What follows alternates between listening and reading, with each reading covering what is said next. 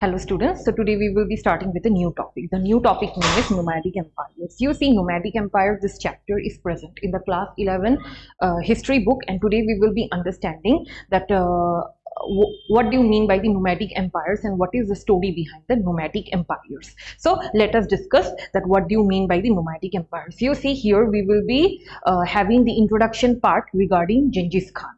So in the early decades of the 13th century, the great empires of the Euro-Asian continent realized the danger posed to them by the arrival of a new political power in the steppes of Central Asia. Genghis Khan had united the Mongol people.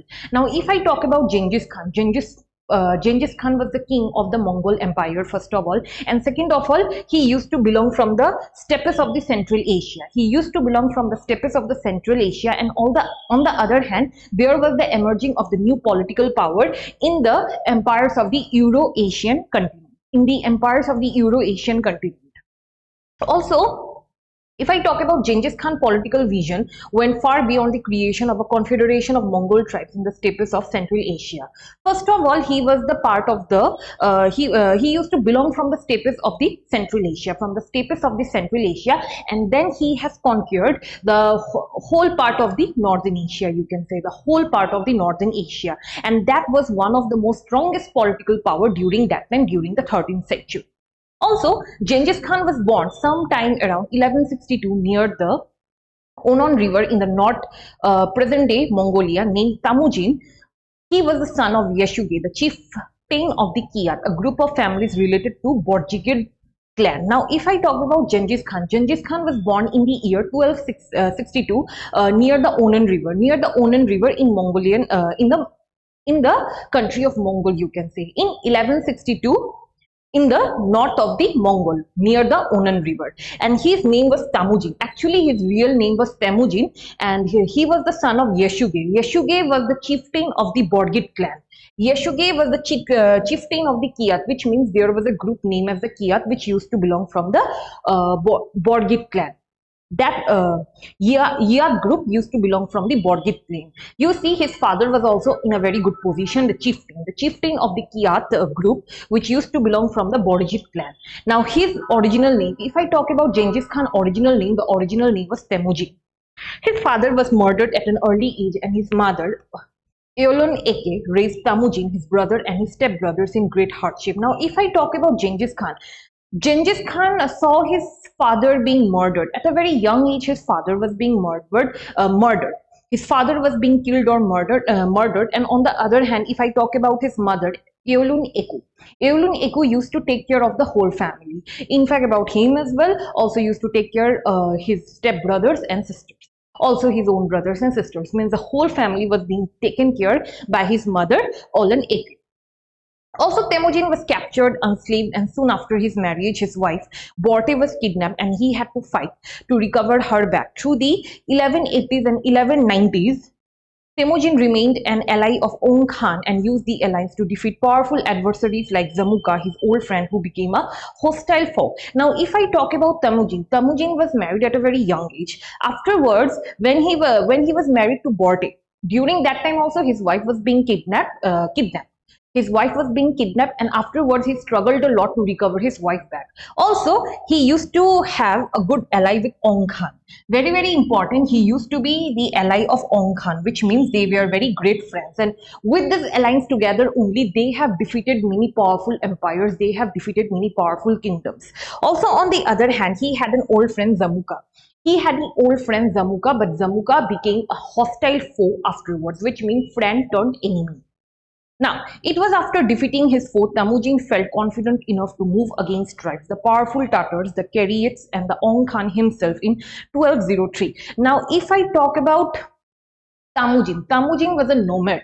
Like, you know, if I talk about him, he used to belong from a very good family, but he was not powerful in the beginning of his life. Slowly, when he defeated the huge empires, the most powerful empires, he became very confident. Also, after murdering his friend, or you can say after defeating his foe, Zamuka, he became more confident regarding his own power. Slowly, he has defeated other kingdoms as well. He has defeated the powerful Tatars. The powerful Tatars king, the Karyites king, came, the Karaites came, and Ong Khan himself. Afterwards, he also defeated Ong Khan in the year 1203. In the year 1203, you must remember. The final defeat of the Naiman people and the powerful Zameka in 1206 left Temujin as the dominant personality in politics. Now, after defeating the powerful Zamuka in the year 1206. In the year 1206, he actually defeated his friend Zamuka. Afterwards, he became the most powerful of all the empire, which means he became the most dominant personality in his own clan.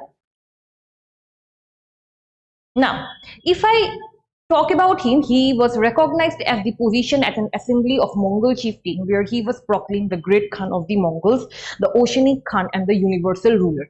Very, very important. Afterwards, when he regained confidence, also you can say when he regained his own empire, slowly, most of the people called him as the great Khan of the Mongols, the Oceanic Khan, and the universal ruler. So it may come as MCQ. Also, Genghis Khan had reorganized the Mongol people into more effective disciplined military force that facilitated the success of his future campaign. Now, if I talk about Genghis Khan, he was very much disciplined and he reorganized his army, or you can say his empire, in such a way that no people was about to defeat them. During that time, his empire was known to be the most powerful empire. He has an effective, disciplined and disciplined military force. Also, on the other hand, the first of his concern was to conquer China. You see, afterwards, when he started conquering the Central Asia, slowly he went to China to conquer China. During that time, China was divided into three realms, which means into three kingdoms. The China was being divided. First comes the Hirsa people of Tibetan origin in the northwestern province, the Zurkhan, whose Qing dynasty ruled over the North China from Peking, and the Sung dynasty who controlled the South China. Now, very, very important, let me tell you, the Xia people of the Tibetan origin.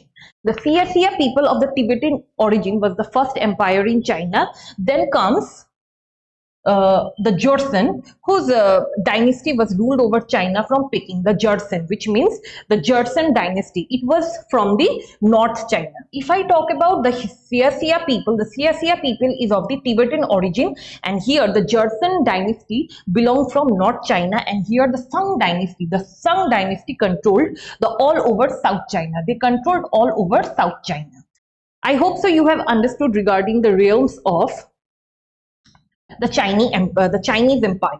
First comes the Hia people of Tibetan origin, then comes the Joseon, who ruled the Qing dynasty, and then comes the Sung dynasty. Now, by 1209, the Xia were defeated. The Great Wall of China was breached in the year 1213. Very, very important. You see, after Genghis Khan entered into China, they defeated the Xia dynasty in the year 1209. Also, the Great Wall of China was being breached. The Great Wall of China was being conquered in the year 1213, and the Peking sacked in 1215. The Peking, which means the name of the place, it was being sacked, which means it was being conquered in the year 1215. After the defeat of the Karakita, who controlled the Tian Shan Mountains northwest of China, Mongol dominions reached the Amu Darya and the states of Transonia and Khwarezm. Now, after the defeat of Karakita, now you see Karakita. If I talk about Karakita was the king during that time. He was also the most powerful emperor during that time, who used to belong from the Tian Shan Mountains and also the northwest China, which means the northwest China was complete under Karakita. And also the Mongols' dominion reached the Amu Darya. This is the place, Amu Darya. They reached Amu Darya and the states of Transonia and Khwarezm. Now slowly they approached Transonia and Khwarezm. Sultan Muhammad. Now comes the story. Sultan Muhammad felt the fury of Genghis Khan when he executed the Mongol envoys. In the campaigns between 1219 and 1221, the great cities Otrar, Bukhara, Samarkand, Balkh, Gurganj, Merv, Nishapur and Herat surrendered to the Mongol forces. Now, if I talk about Sultan Muhammad came to know about the fury of Genghis Khan. Why? Because he had killed so many Mongol envoys. Also, on the other hand, after the coming of Genghis Khan came and conquered Otrar, Bukhara, Samarkand, Balkh, Gurganj, Merv, Nishapur and Herat and surrendered to the Mongol forces. Now they surrendered to the Mongol forces, which means the whole of the Central Asia and the part of the northern Asia was under Genghis Khan during that time, which means if I talk about the northern China during that time was completely controlled by Genghis Khan himself. Now, Mongol in pursuit of Sultan Muhammad pushed into Azerbaijan, defeated Russian forces at Crimea and encircled the Caspian Sea. Another wing followed the Sultan's son Zalauddin into Afghanistan and the Sindh province. Now, if I talk about Sultan Muhammad here, Sultan Muhammad, the Mongol in pursuit of Sultan Muhammad. Now, in pursuit of Sultan Muhammad, which means after approaching Sultan Muhammad, they pushed into Azerbaijan. Azerbaijan is in the north of Asia. They defeated the Russian forces as well. They defeated the Russian forces and conquered Crimea. Crimea and encircled the Caspian Sea, which means the Caspian Sea, Crimea, the northern part of Russia, you can say, was whole under Genghis Khan. Also, on the other hand, another wing follows Sultan's son Zalauddin. Along with Zalauddin, also they have captured Afghanistan and the Sindh province, which means the Pakistan and Afghanistan was also under Genghis Khan during that time. Here, what it has been said that after approaching Sultan Muhammad and his son Zalauddin, they have slowly captured Pakistan, the Sindh province, and Afghanistan. Now, Genghis Khan died in 1227, having spent most of his life in military combat. Now, when Genghis Khan died, he died in the year 1227, and in most of his life he was approaching the military combat, which means he was always busy in his own empire and he had always been busy in his military combat. Also, on the other hand, his military achievements were astounding, and they were a result of his ability to innovate and transform different aspects of steppe combat into extremely effective strategy. The horse riding skills of the Mongols and the Turks provided speed and mobility to the army. Now, if I talk about him, he was very disciplined, he was very effective. As a result, they have known a lot more strategies regarding maintaining the empire. You see, they had the military achievement. They were very outstanding in their military achievement, first of all, and second of all, in the result of their abilities also, they have innovated and transformed a lot of aspects of steppe combat. You see, steppe combat, if I talk about the steppe combat, it is related to the forest area. The forest area people, how they will be defeating their enemies. Also, on the other hand, the Mongols and the Turks provided speed and mobility to the army. Now, they have also been very much an expert in speed and mobility. They have been an expert in speed and mobility to the army, their ability as rapid shooters. You see, during that time, guns were not popular. So, as a result, they were rapid shooters. That time, guns were actually not being discovered. So as a result, they were rapid shooters, they were archers, and they were very much good in horse riding, and they have perfected it during the hunting experience. You see, if I talk about the nomads, they are mostly being experienced in hunting. As a result, they have understood their own hunting experience, and also they were being very much experts in horse riding, also in archery as well. So you see, this is the life of Genghis Khan, how Genghis Khan has gone through a much innovation to protect his empire, and also how much he has conquered his own empire to make it the vast empire all over the history. Also, if I talk about Genghis Khan was known to be the most powerful king during that time. Why just such a nomad? How he became the most powerful personality during that time? You see, this is the portrait of Genghis Khan.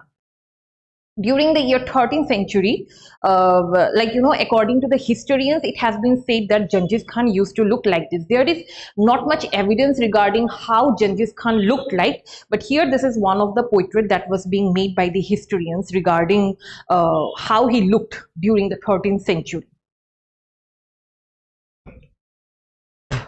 Now, social and political background. We will be understanding about the social and political background of the Mongol Empire, or about Genghis Khan. You see, Genghis Khan used to belong from a very traditional family, and afterwards, being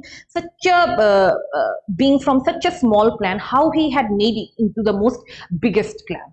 Also, one thing here, the Mongols were a diverse group of people linked by similarities of languages to Tartar, Khitan, and Manchus to the east, and the Turkic tribe to the west.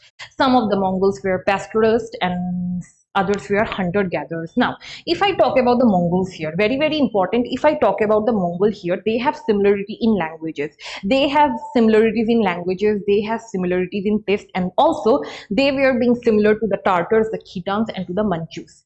The Tartars and Khitans to the Manchus, they are also a part of a community to the east and to the Turkic tribe. Also, they used to belong from some part of the Turkic tribe to the west.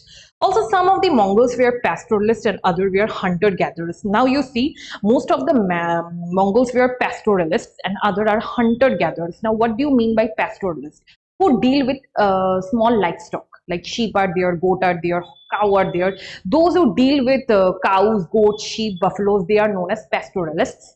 And here, hunter-gatherers. They were pastoralists as well and they were hunter-gatherers as well. You see, they used to belong from a nomadic tribe. So as a result, most of the nomadic tribe indulge themselves into pastoralism and hunter-gathering. Now, pastoralists tended horses, sheep, and to a lesser extent, cattle, goats, and camels. They nomadized in the steppes of Central Asia in the tract of land on the area of the modern state Mongolia. Now, if I talk about Mongolia, Mongolia is in the Central Asia. So, as a result, they used to belong from the steppes of the Central Asia. They used to do their trading, they used to do their business on that places as well. And they were mostly pastoralists and hunter-gatherers. Now, the hunter-gatherers resided to the north of the pastoralists in the Siberian forest. They were a humbler body of people than the pastoralists, making a living from trade in the furs of animal trapped in the summer months. There were extremes of temperature in the entire region, harsh long winters followed by brief dry summers. Now, hunter-gatherers. The hunter-gatherers used to belong from the north of the pastoralists. You see, pastoralists are there in the north of the pastoralists were there hunter-gatherers. They used to belong from the Siberian forest. Most of them used to belong from the Siberian forests as well. Now, they were humbler body of people. Now, if I talk about the hunter-gatherers, they were humbler body of people than the pastoralists, and they used to make their living through trading. Like through trading, through hunting only, they used to do their living. Also, on the other hand, they were mostly trapped in the summer months. During the summer months only, their business was little bit down, but in the winter months, they used to hunt a lot of animals and used to do the trading. There were extremes of temperature. Now, if I talk about the Siberian forest or the other parts of the Siberian forest, there were extremes of temperature in the entire region. Now, if I talk about Central Asia, it has an extreme weather condition. Cold means too much cold, hot means too much hot. So here, harsh long winters followed by brief dry summers. Now they have dry summers as well. Also they have long winters. You see, if I talk about the Siberian forest, those places are very much cold. Those places are very much frozen, you can say. So as a result, it becomes little bit difficult or very much difficult for the hunter-gatherers to do trade and to do hunting during that time. Now, if I talk about the hunter-gatherers, they used to belong from the northern part of the Central Asia. Also, ethnic and language ties united the Mongol people, but the scarce resources meant that the society was divided into patrilineal lineages. The richer families were larger and the richer and possessed more animals and pasture lands. Now, if I talk about ethnicity and language, the ethnicity and language was quite similar. The ethnicity and language was quite similar in comparison to other people of the tribe, and also on the other hand, if I talk about the resources, if resources were scarce, then there was the conflict between all the people. Among the people, there was a conflict. So as a result, there came the patrilineal lineages. Now, if there are the demand of the resources because the resources are scarce, so as a result, what had happened? They used to talk about the patrilineal lineage, that this resources belong to my father. So they used to boast about their own father. So patrilineal lineage was an important issue during that time, but otherwise their ethnicity and language is quite similar. Also, periodic natural calamities would force families to forage further, effort leading to conflict over pasture lands. Groups of families would occasionally ally for offensive and defensive purposes. Now here, if I talk about the richer people here, richer people are more in comparison to the poor people also. Now, periodic natural calamities are there. If there are periodic natural calamities, they used to find their own way to go through those calamities. You see, during that time, natural calamities were common and people were not educated enough to go through those calamities. So as a result, they used to provide themselves the safe place. Also, there was conflict. Due to the natural calamities also, there was a conflict. Now, here you see, due to the scarce resources, there was a conflict, and due to the natural calamity also, there was a conflict. Why? Just because their pasture lands used to damage due to natural calamity. Also, their agricultural produce were being damaged due to this natural calamity. As a result, it led to conflict. Now, groups of people would occasionally ally for offensive and defensive purposes around rich and powerful lineages. Now, there were many powerful lineages. Powerful lineages were there. So, as a result, they used to be very much allied for the offensive and defensive purposes. Now, those who are powerful people, they are really very good friends. Now, the powerful people were together, the powerful lineages were together. So, as a result, they used to ally. They used to get together for the offensive and defensive purposes, which means to protect themselves. All the powerful families were being together during that time if there is any kind of issue or natural calamity. You see here, if I talk about the tribes of the Mongol, there was very much unity among the tribes of the Mongol, but one problem is there, the powerful people were different, the poor people were different, and if there is any kind of issue, the powerful people will always be together, they will be united together. Now, what about the other people? It's still a mystery. Now, Genghis Khan political system was far more durable, and it was stable enough to counter large enemies with superior equipment in China, Iran and Eastern Europe as they established control over this region. The Mongols administered complex agrarian economies and urban settlements. Now, if I talk about Genghis Khan has a very vast political system. Why? Because he has conquered the parts of China, Iran and Eastern Europe. He has conquered the parts of China, Iran and Eastern Europe. Also, on the other hand, they had superior equipment. They had superior equipment so that they can defeat the enemies. Also, on the other hand, they have established control over this region. As they established control over this region, they had a very complex agrarian economies as well as urban settlement. Now you see, agrarian economies means agricultural economies. They had a very complex agricultural economies and urban settlements. You see, during that time also the Mongol Empire was very much of an advanced kind, but still they were very much complex. Although the social and political organization of the nomadic and agrarian economies were very difficult. The two societies were hardly foreign to each other. In fact, the scant resources of the steppe lands drove Mongols and other Central Asian nomads to trade and barter with their sedentary neighbors in China. Now, if I talk about the social and political organization of the nomadic and agrarian economies, now the social and political organization of the nomadic and agrarian economies are very much different. You see, nomads are completely different, the agrarian cultures are completely different. So as a result, they vary.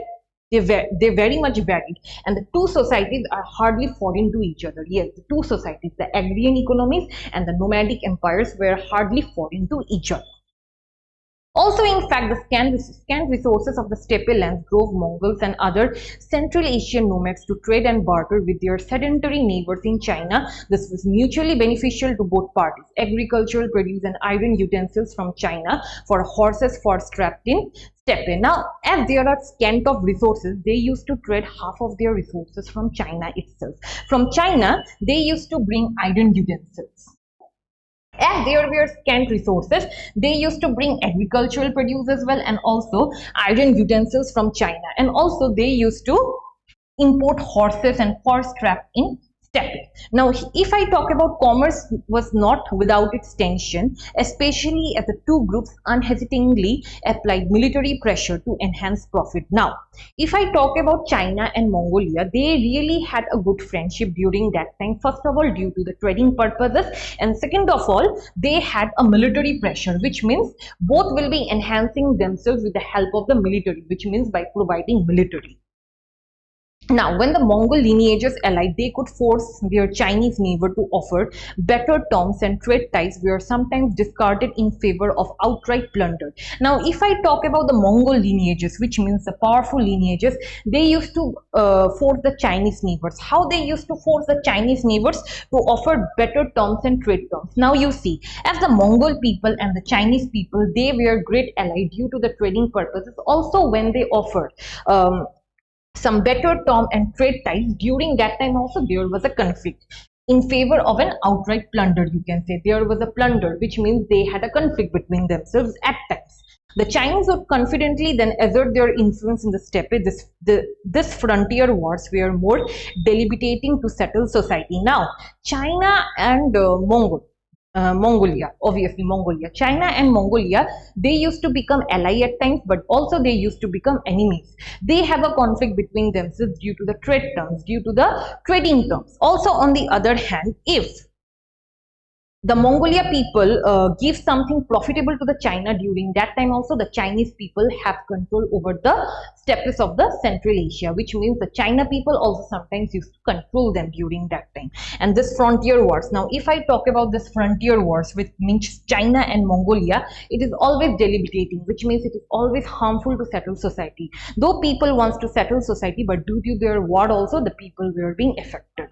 I hope so you have understood regarding the nomadic empires. You see, in the nomadic empires, we have first understood about Genghis Khan, that how Genghis Khan actually created a vast empire with the help of his own people, and how he was disciplined enough to reorganize the army, to reorganize his people. And second of all, their social and political background we have studied about. So if you want to know any of the courses regarding this institute, then you can contact us in this number 8638391721, and thank you for watching my video.